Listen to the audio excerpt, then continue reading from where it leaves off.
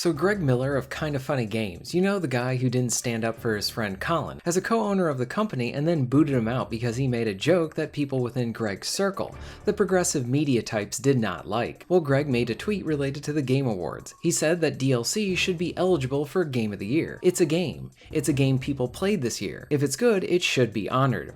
This small tweet has a lot to unpack here. For one, I want to make a correction in that his first statement is just factually wrong. He says that a DLC should be eligible for Game of the Year. Correction, a downloadable content, also known as a DLC, is not a game by itself. In all cases, you need to actually own the base game to be able to access the game's DLC.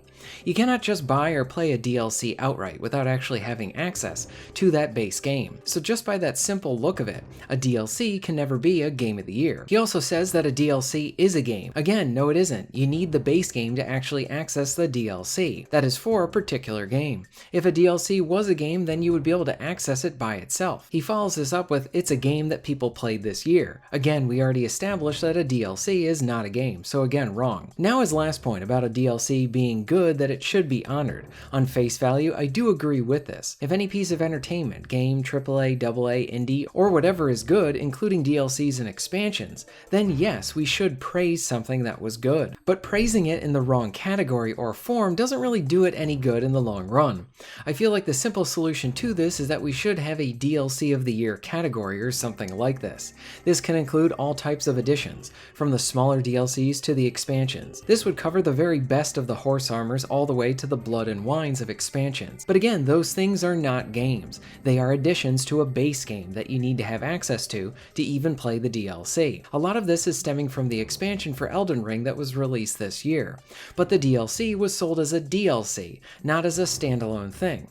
For example, if the Elden Ring DLC was sold like Uncharted Lost Legacy, Spider-Man Miles Morales, or something like that, a standalone full game, then yes, honestly, we wouldn't even be having this conversation, because then the Elden Ring DLC would in fact now be a game and not a DLC. I know this might seem a bit silly, but many of these progressive media types like to try and continually change what the definitions of things are.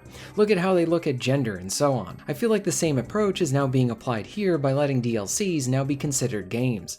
Just because a DLC is really good does not then make it a Game of the Year. It isn't a game, nor will it ever be. It's just an addition. But many of these people do not care about definitions and terms of what things are. They should just change based on how people feel. In short, there is a really simple solution to this. Make a DLC of the Year category and nominate all the great DLCs and expansions there. And then keep the Game of the Year category just for games. Simple and easy. And it is very concerning that someone like Greg, who has worked in the games industry for a long time, still doesn't know the difference between a game and a DLC. I hope he learns eventually.